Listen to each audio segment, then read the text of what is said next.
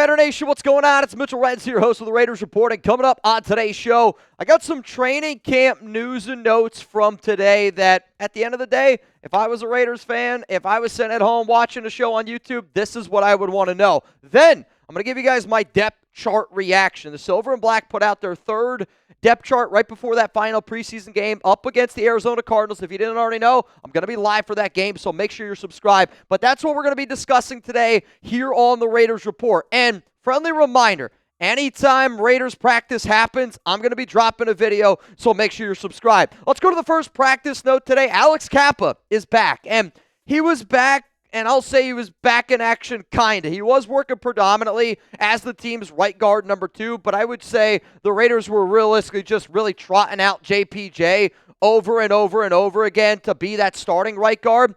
Cappa practiced today, but he practiced in a very, limited fashion. It was not even close to being 100%. And I saw it being reported that Cappa was back, so I texted one of my buddies and I go, so what exactly are we seeing today? Because the first thing that I saw in that offensive depth chart was the or next to JPJ and Alex Cappa. Like the video if you felt the same way. We'll talk about that here in a little bit. But from what I understood, it was Cappa still working his way back from that rib injury and just slowly getting the wheels turning, which, believe it or not, is good news. Having Alex Cappa back at practice is good news because we need the interior offensive line depth. Also, some more good news, Leki Fotu return. Whether you think Leki Fotu is going to make this 53-man roster or not, doesn't matter. What does matter is we need all the extra bodies on that interior defensive line to be able to make the best decision because this team's not going to win a lot of football games with the secondary that we have unless we can really depend on our interior defensive line, unless we can really depend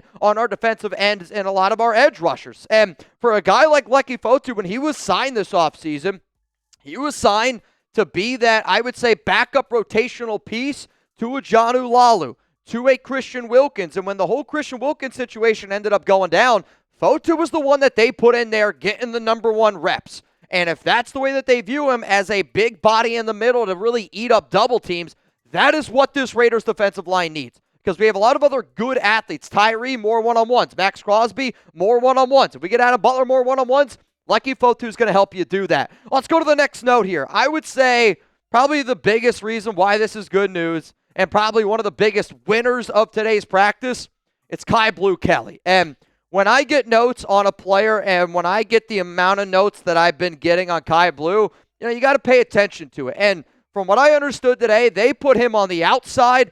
They put him on the inside. They were telling him to cover Dante Thornton Jr. They were telling him to cover the intermediate routes and slot. They were putting him and they were testing him out high and low. Which if you're Pete Carroll, if you're John Spytek, if you're Patrick Graham, if you're whoever the hell it is, Ricky Manning, the Raiders cornerback coach, you need to figure out what you got in this secondary. And, you even heard Brian Stark talk about it a little bit today, the Raiders assistant GM, before practice kicked off. I'm concerned about the cornerback room. I'm sure y'all are probably concerned about the secondary. We need as many players humanly possible to continue to step up because we got to figure out how to replace Nate Hobbs, how to replace Jack Jones, how to replace Jacorian Bennett. And Kyu Blu Kelly right now is taking advantage of an opportunity, and I love what I've been seeing out of the young man. Let's go to another one here. Darien Porter, he continues to get a lot of work on special teams, and Pete Carroll said it the other day that if you play corner on this team, you're going to be expected to play special teams. And when I heard Pete say that, the first thing that I thought of, I was like, well, Stephon Gilmore ain't going to play special teams. Rasul Douglas ain't going to play special teams. Asante Samuel Jr., no chance is going to play special teams. But the fact that they keep putting Porter out there on special teams and they keep using Kyu Blu Kelly as a starting outside corner, and he even started a little bit today at the nickel position and looked really damn good while he was doing it. But I do wonder, the more and more reps that we've been seeing, it's Darien Porter and Kyu Blu Kelly. They've been splitting a lot of first-team reps. And then I get a note that he's a special teams demon, and he is. He is a long, lanky guy. But I wonder if the Raiders value Darien Porter's special teams ability so much where they're giving Kyu Blu Kelly some of these extra opportunities because they're going, again, we're going to do a lot of different stuff, and we're going to put the best players out there on the field. Maybe Kyu Blu's a better corner, Darien Porter's a better special teams player, and they'll rotate him in. Let's go to another one. Tre Tucker, I was told today he was uncoverable in one-on-ones. And to me, Tre Tucker should dominate in a one-on-one setting. Yes, he's maybe not the most physical wide receiver in terms of, his big bodiness, but pound for pound, he's a tough guy. And if you're out there on a practice field and the objective is for the defender to not get a hand on you and for him to be in a phone booth with you, like, in all transparency, if Tre Tucker's in a phone booth, I don't think I'm getting a hand on him. He's quick. He's agile. They're moving him pre-snap a bunch. And I love the fact that Tucker has been somebody that you could tell he's got a little bit of a chip on his shoulder this offseason. And maybe that chip is Chip Kelly, but they're looking for him in big-time situations. Sure, only 2 catches in the preseason, but both of those have been for first downs. I love what I've been hearing about Tre Tucker, and quite frankly, it fires me up. Let's go to another note here. Geno connected with Jakobi Meyers for a touchdown during the one-on-one periods, and I was talking about Jakobi Meyers during our live show. I also talked about him a little bit early this morning. Geno's go-to guy is Jakobi. Jakobi, though, is growing a little bit frustrated right now with this organization because he feels like, hey, man, I felt like I've done everything you possibly could have asked me to do. Commitment to excellence, showing up to non-mandatory events. And now all I want is y'all to show right by me and give me that contract extension. Again, I'm not saying that Jakobi's going to sit out, but what I do know is that's Geno's go-to guy. And I actually think that there is a higher probability that Jakobi Meyers has more receptions.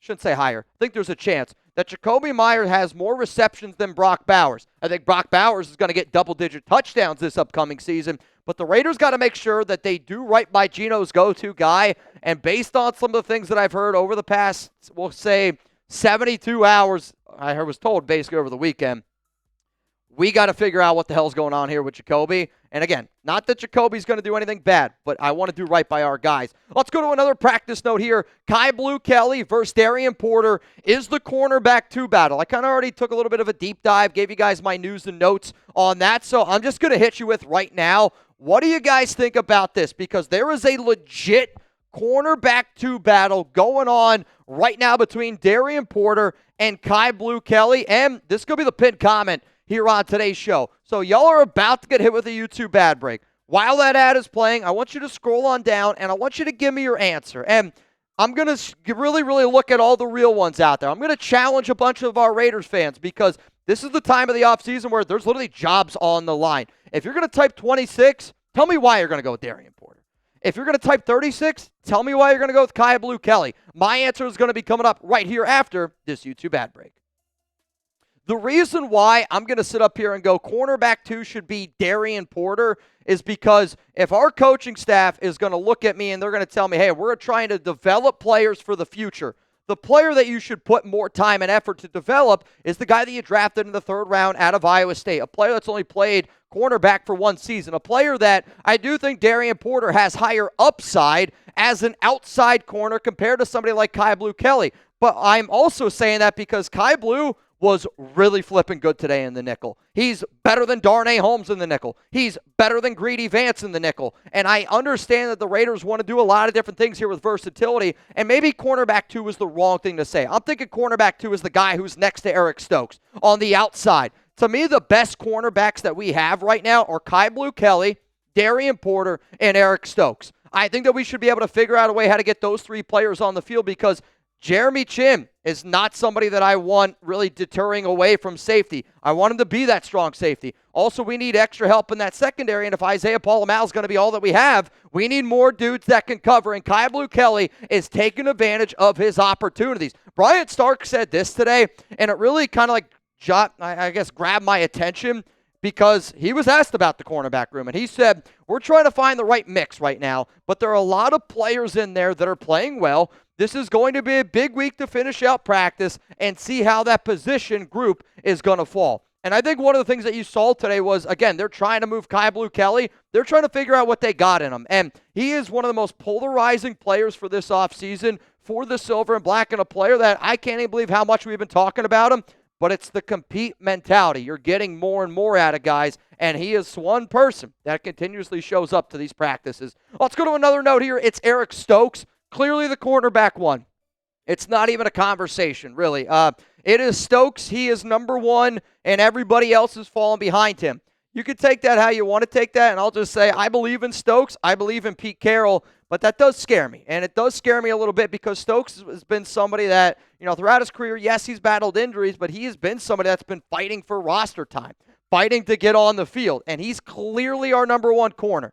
That makes me a little bit nervous. Not going to lie to you. Let's go to another one here. Darnay Holmes worked heavily today with the twos. I think that's just because, again, they're trying to test out to see what exactly they have in Kyu Blu Kelly. And not that they don't like Darnay Holmes, but I also know that he has looked, from what I've understood, Darnay has looked good in the games, right? Like, he's played well. And I think that, honestly, he has played well in the 2 preseason games. But if we're looking at what he's done in the mock game, if we're talking about what he's done in joint practice, we're talking about what he's just done in training camp in this offseason, Darnay Holmes has not been the best nickel corner out there. And even though he's played well in the preseason game, I think he's honestly played pretty well in the preseason games. He's been somebody that's been moving further and further down that depth chart. Though, if you only look at the depth chart, I don't know if you're going to end up seeing it. Coming up next here on the show, I do have more Raiders practice notes that I want to be able to get to. And before I do, I got to give a huge shout out to our sponsor here, Chubby's. I don't know if you guys have seen, they like the shirt that I'm rocking. It is from Chubby's. And summer, even though it's winding down, there is still time, though, to let the dogs out. Huge shout out to our sponsor, Chubby's. Summer's winding down, but there's still time to let the dogs out. And by dogs, we mean your legs. Before your pups get stuck in jeans and sweats this fall, set them free with the Line Swim collection from Chubby's. Whether you're poolside, lakeside, or oceanside on the long-awaited vacation, these trunks are ready to travel. Life's too short for uncomfortable swim trunks, so these babies are set up for all-day comfort with a quick dry stretch fabric and a built-in liner that actually does its job. No more chafing, no more soggy butt, no more mesh disasters. And for a limited time, use our exclusive code, that's ChatSports, for $10 off at chubbyshorts.com. Let the thighs out, let the good times roll. Comfy, casual, and built for life. That's the Chubby's original stretch shorts, and they can save your legs. But also, pair those shorts with the Chubby's Performance Polo, and you're good to go. For a brunch, maybe a backyard party, or accidentally crashing a wedding, and just glad it wasn't mine. With a structured collar that stays sharp, 4-way stretch fabric, for comfort and breathable moisture-wicking fabric, this polo keeps you cool and looking pulled together. It's also wrinkle-resistant, so if you want to just crumble it up, put it in your backpack, maybe you're going out for a weekend to Las Vegas, or who knows, maybe you're going to go to a spot out in Arizona on a Friday. Make sure you pull up Desert Shark Tucson. I'm going to be there, and who knows, I might even be rocking my Chubby shirt. So whether you're suiting up for cannonballs, cookouts, casual Fridays, Raider game days, Chubby's has you covered. For a limited time, Chubby's is giving our listeners $10 off your order with our code ChatSports at chubbyshorts.com. That's code ChatSports at chubbyshorts.com. Support our show. Let them know that we sent you. Give summer one last hurrah. Keep the good vibes going with Chubby's. Let's keep it moving here today on our practice notes. Landon Roberts. I heard, man, he was banging and clanging today. He is somebody that always wants to set that tone. And from what it looked like today, Roberts was carrying a little bit of that chip on his shoulder, and I think that's somebody that wants everybody to know that he's going to bring that boom. He's going to bring the bang. He's going to bring the hit stick, and he was really trying to hit some people today. Quite frankly, a lot of the linebackers were. I don't know if they were challenged today or what, but maybe that's just the mentality that they're playing with. Downhill, and they're really hitting. Speaking of a hit, I got to see if I can get the video because one of my buddies just texted me, not just texted me, but texted me during practice and said, dude, Jamal Adams just lit up Ashton Jeanty. And I want to see that video because after watching Jeanty run the way that he did up against the San Francisco 49ers, that must have been a hell of a hit because Jeanty was putting Niner guys on the floor. Every single time you heard some Niner fan go, bang, bang, Niner gang, I think Ashton Jeanty was like, bang, bang to Lenore, throwing him in the dirt and really just keep mushing him forward. But Jamal Adams, I heard, lit out Ashton Jeanty today. And two things. It's like, man, you got to be careful a little bit, but also at the exact same time, I love that mentality that Jamal Adams has been bringing. Let's also go to this one. Lots of secondary movement. Kind of heard that in what Brian Stark talked about before Raiders training camp practice today, but to me, the Raiders know that they have a lot of I don't know what exactly is happening to this secondary, and I think what they're trying to do is just find a lot of these pieces. To me, though, I want them to start to establish what that secondary looks like. I want them to establish what the offensive line looks like. We need more players that play with continuity because if you're going to run a cover 3 and if you're going to run a lot of zone coverage, which the Raiders are going to do, you got to be able to trust that guy on your right and you got to be able to trust that guy on your left. You got to be able to trust the guy on your backside. Giggity. Let's go to the next one here. Terrell Edmonds. He had a nice interception today against Geno Smith, and anytime a new player is making waves, I want to be able to talk about him a little bit. Speaking of which, Marquez Callaway, I heard today, also had a very solid day at practice. And not somebody that I think ends up making the roster. I do think Terrell Edmonds has got a legit shot, but when you see new players and they're starting to figure it out a little bit, for some of those other guys, like those roster bottom guys, like Does this impact an Alex Bachman? Does this impact the Tommy Millott? Does it impact the Colin Johnson, Philip Dorsett? Those are always questions that I'm wondering in my head. Coming up next here on the show, we're going to get into my Raiders depth chart reaction. And every time a new game gets ready to get unleashed, the Raiders release a brand new depth chart. I'll be very transparent. Not a lot of changes in this depth chart. Let's first go to the offensive side of the football, and I'll let you look at it. I'll let you go a little BYU. Let it soak in a little bit. Take a good mental picture, and I'm going to give you guys my top 5 things that I personally noticed from this Raiders defense, or from this Raiders depth chart. And overall, again, not a lot of changes compared to what we've seen. Quite frankly, I think the only change is the Marquez Callaway being added to it. But I'm still going to say the first thing that I thought of was JPJ still saying or. It's a little bit frustrating, and I don't know if they're just still trying to motivate Jackson Powers Johnson, but let's just be honest. If you put Alex Cappa out there over JPJ, you're going to lose a lot of fans. Dalton Wagner is a right tackle, though he's being listed as a left tackle. I love what I saw from Wagner and Laki Tassi.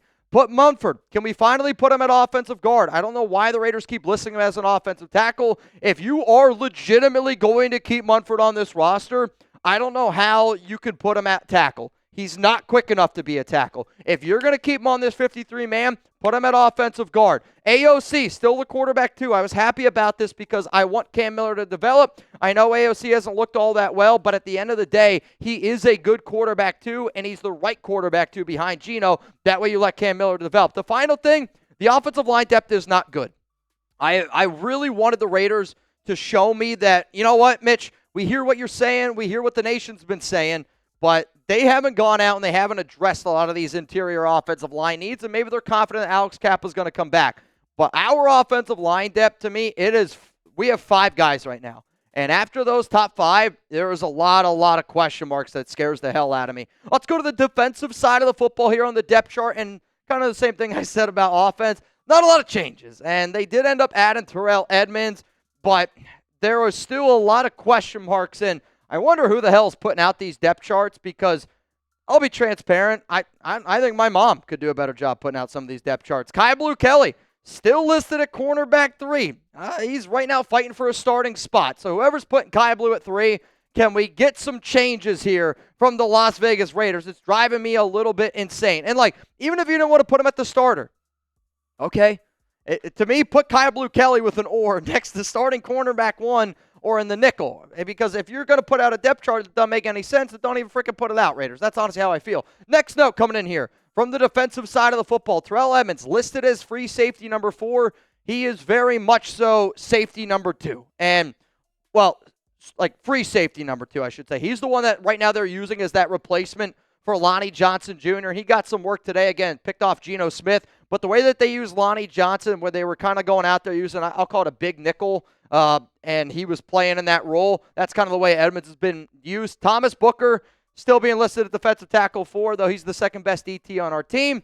We'll keep it going here, try to be a little bit quick. Raiders, they need depth also on the defensive side of the football. I think any position you shout out, I can make an argument on why they need extra depth there. And then this depth chart sucks. I just had to say it over and over again. When I saw it, I was like, why the hell are we even putting out a depth chart if it doesn't make any sense? Let's go to the final one. It's special teams, and literally the exact same special teams depth chart that the Raiders have been putting out. And my top notes on this one are absolutely no changes at all. But then you got to look at Tre Tucker. He's still listed as the starter. Heard he looked pretty good today at practice, returning kicks, returning punts. They're going to use him a bunch in that regard. And then Tommy Millott is listed as 4th string. If I wanted to add one more in there, Alex Bachman, Sincere McCormick, Collier, all those other guys, they're fighting for that other roster spot. And I think that could be number 53 for the 53-man roster cut-down day. Now, the other live shows that I'm going to be doing this week, I am going to be live on Thursday, 4 p.m. Eastern Time, 1 p.m. Pacific. It's going to be Thursday happy hour.